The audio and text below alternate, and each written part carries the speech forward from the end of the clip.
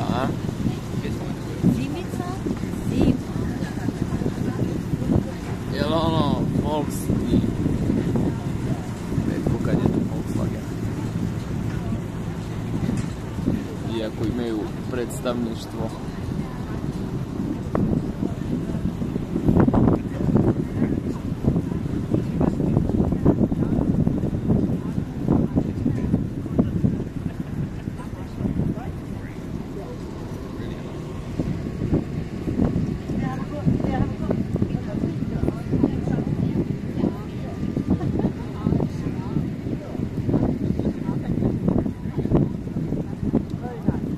Evo da vidimo trajekt kako će da se zalete sad svi.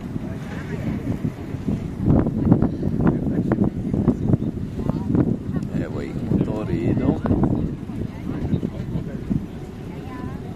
Šta je ovo? Šta je?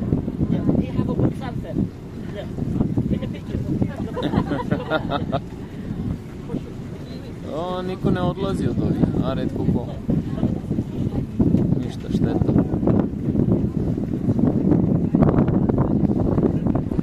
Evo ga, polu plutajuće selo.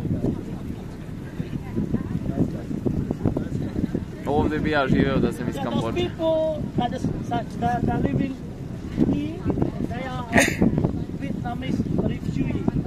O, izbjeglici iz Vijetnama. Cambodian citizen already, yeah, they can live longer here. That we do have problem before also between refugee and the people they come illegal for making a living and a business and money. And after that, government try to research those people that they send them back. Yeah, except the refugee people. Everywhere refugee, right? Yeah. And more in the United States. Yeah. More refugee in the United States. Many countries around the world that go there. Yeah.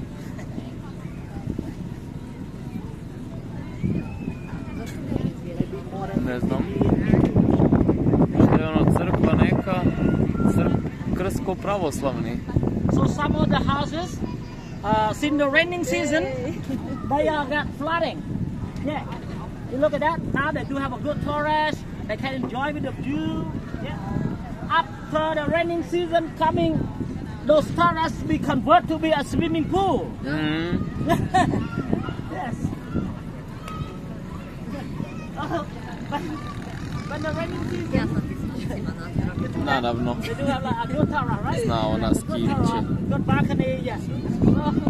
In the rainy season coming, those people will convert the balcony of the terrace to be a swimming pool. Yeah, it's very high. I ovi što je beo. Gdje ti boja nestala? When rainy season, they do have a nice swimming pool also.